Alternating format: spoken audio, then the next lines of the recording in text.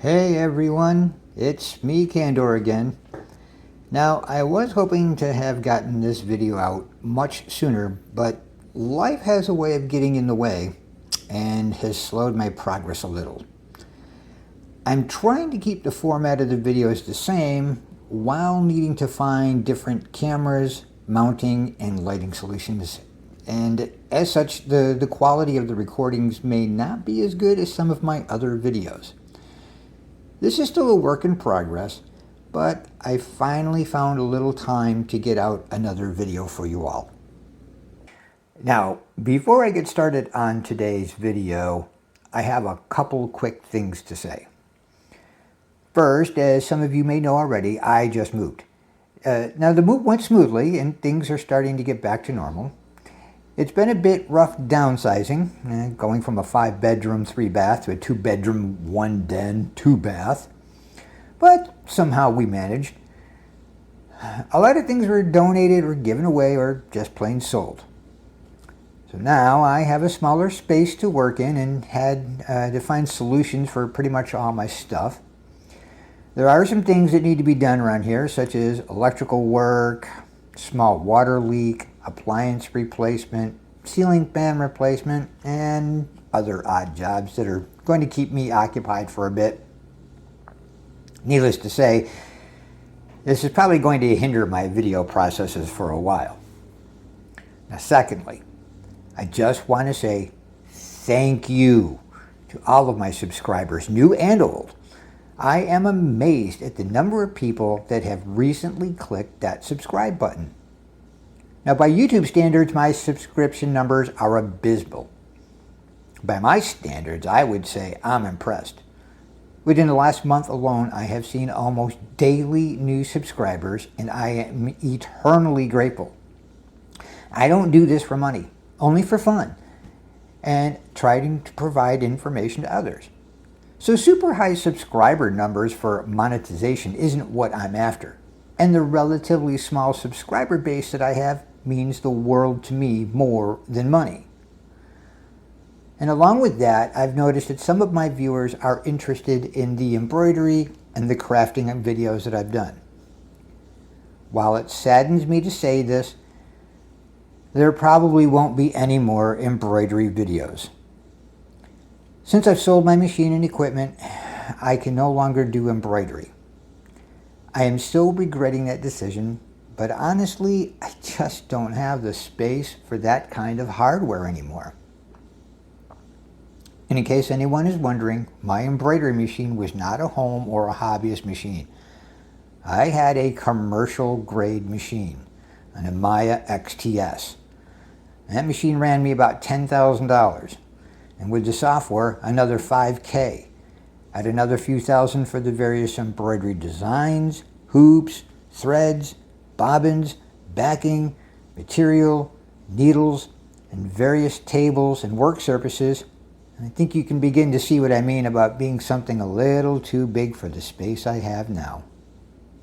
However, I have a few ideas rolling around in the space I call a head for a crafting idea that might appeal to those people.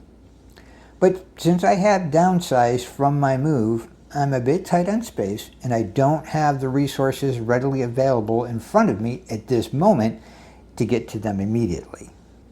So, with that all said, let's get on with today's video, shall we? It's been a while since I've been able to get a video out due to my moving. However, today, I have another fine tool brought to you by the fine folks at Lexivon Tools.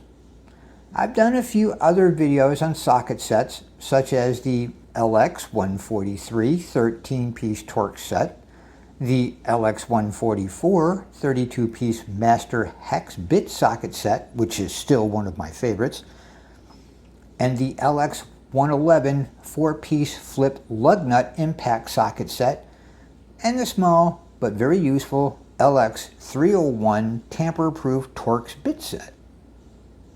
So in keeping with the last few videos I have done with a similar theme, I reached out to Lexivon and asked if I could review this little gem. the LX147 13-piece E-Torx socket set. Now, unlike other Torx tools I have showcased, this one is a bit of a niche type tool. But what exactly is an E-Torx? Well, if you know what a standard Torx is, then an E-Torx is just the exact opposite. Just remember that the E stands for external, since the teeth are on the outside of the bolt. You don't often come across this type of Torx, as it's usually used in very specific applications. If you're an auto mechanic, you may come across these frequently, especially if you deal with imports. Now this bolt here is one example of an E-Torx bolt. If I remember correctly, this is from a BMW differential, and this requires an E14 socket. As you can see, this is not your average type bolt, and a normal socket won't work with these. Now, I even have a few of these E-size 7 ones on my Mustang, where they're used for the AC system.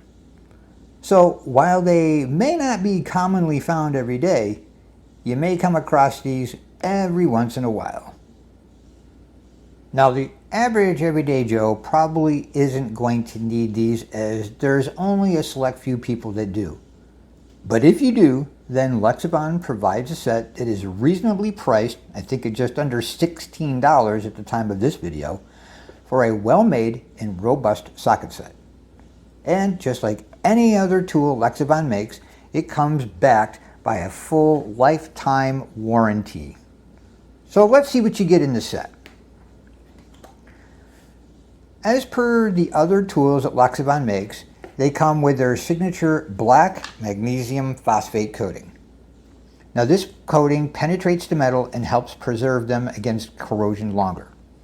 They are drop forged and heat treated, impact rated chrome vanadium alloy steel, and are marked with easy to read laser etched markings. Now you're not going to wear these out easily, since these are not printed onto the surface. Now I even ran some 800 grit sandpaper over one of them to briefly see how much the coating and the laser etching can withstand. Now granted, I didn't go overboard, but just wanted to see how resilient they are. A few good rubs with the sandpaper didn't do very much, if at all, to the surface or the laser etching. You would have to scratch these pretty badly to remove the numbers and the coating. Now, I'm very well sure that I could easily remove them if I had tried a little bit harder and put more effort into it, but I was only trying to see what would happen under normal use conditions. Now, are there situations where you could scratch the socket? Yep, you betcha. But I'm willing to believe that that would be far and few between. The sockets are well made, and the tolerances seem to be all within a few hundredths of a millimeter at each measuring point. The sidewalls are decently proportioned to the size of the socket as well. Now each socket looks like it's more than capable of holding up to the force needed onto a bolt of its matching size. The case is their typical blow-form plastic case with a rubberized foam on the top to keep the sockets from being scratched.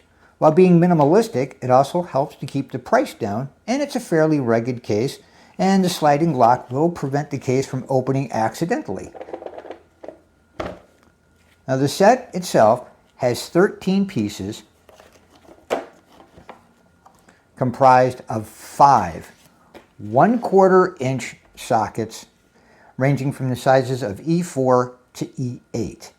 Then there are 6 3/8 inch drive sockets, and they range from E10 all the way up to an E20. Now the set also comes with 2 adapters.